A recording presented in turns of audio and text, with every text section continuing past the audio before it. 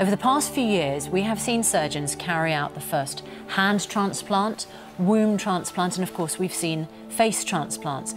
But now one doctor is planning on making history by performing the world's first ever head transplant. Yep, you heard correctly, a head transplant, the full head. Well, the biggest issue with head transplants is just the intricacy between connecting one person's spinal cord to another person's spinal cord. It is the most complicated structure that exists at that connection between the head and the rest of the body. The major structures that one would absolutely have to put back together with the recipient, one would be the trachea. So this is the cross-section of the trachea. The surgeon planning this operation says it'll take around 150 medical staff 36 hours to complete. The first step is to freeze the head and body in order to stop the brain cells from dying. When you cool a patient to that lower temperature, you do cause the cells to slow down, but the rewarming or the thawing from that cooling can be potentially dangerous to those same cells. The neck will then be cut and the tubes connecting the key arteries and veins fitted. The most important of two blood vessels in the neck, this is the internal carotid artery, and we see its counterpart here, and both of these vessels are arising from the common carotid and go up and supply the brain with 2/3 of the blood supply that the brain needs to stay viable. So the left and right internal carotids absolutely have to be anastomosed with one another.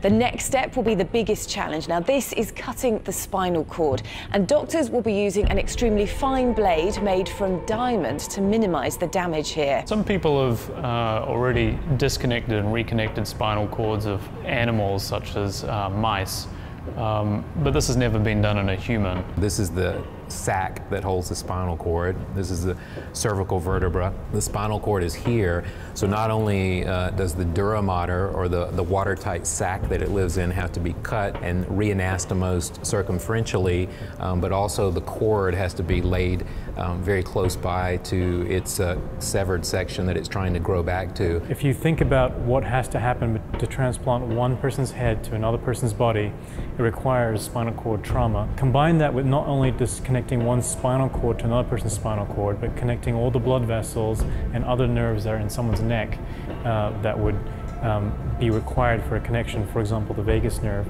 would be a monumentous task, and we don't have the technology to perform that procedure. The head will then be moved from the donor body, and the spinal cords will be fused together using a special type of glue.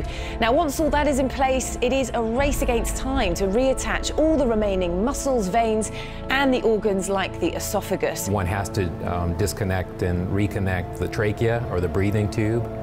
That is a sizable surgery in itself, as is reconnecting the entirety of the esophagus, and then hoping that the innervation of those structures, those have to be cut, and one has to wait on those to either regrow or not regrow, and the complications that ensue after that. The spine itself, from a structural standpoint, would have to be fused to the head in some way, or mechanically allotted together so that the tissues didn't move around. We can't have a spinal cord that moves around.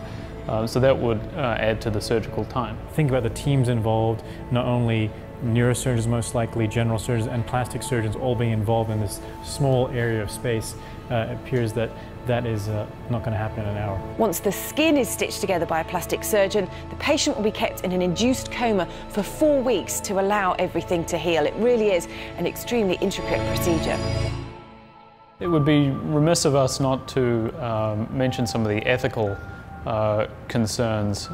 The surgeon that's interested in performing this surgery has not only struggled to find patients that are willing to undergo the procedure, but also hospitals or countries that believe it's even ethical to do the surgery in the first place. Well, aside from there being very little scientific support for the actual efficacy and success rate of the procedure, there is a patient element, and what patient would want to subject themselves to such a procedure. And it was said by some members of the neurosurgical community there are some things that are even worse than death itself, and that has certainly been raised as a concern with this procedure, that it may be a cruel and inhumane thing to do to a patient. And I think it's important that we always keep those sorts of questions in mind, even if the science is exciting, of course. The hurdles are so vast and of such high magnitude that a headless person is one of those